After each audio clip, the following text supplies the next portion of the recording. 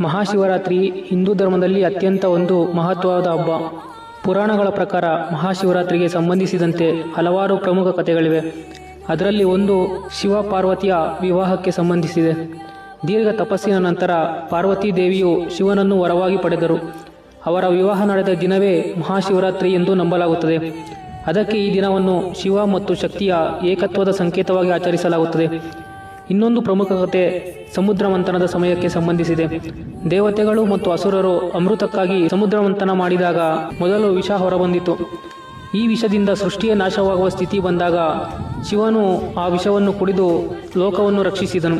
ಈ ತ್ಯಾಗವನ್ನು ನೆನಪಿಸುವ ದಿನವೂ ಮಹಾಶಿವರಾತ್ರಿಯೇ. ಮತ್ತೊಂದು ನಂಬಿಕೆಯ ಪ್ರಕಾರ ಈ ಮಹಾಶಿವರಾತ್ರಿಯ ದಿನದಂದು ಶಿವನು ಲಿಂಗ ರೂಪದಲ್ಲಿ ಪ್ರಪಂಚಕ್ಕೆ ಪ್ರತ್ಯಕ್ಷನಾದನು.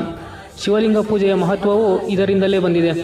ಅದಕ್ಕೆ ಮಹಾಶಿವರಾತ್ರಿಯಲ್ಲಿ ಉಪವಾಸ, ರಾತ್ರಿ ಜಾಗರಣೆ ಮತ್ತು ಶಿವಲಿಂಗಕ್ಕೆ ಅಭಿಷೇಕ ಮಾಡುವ ಪದ್ಧತಿ ಇದೆ.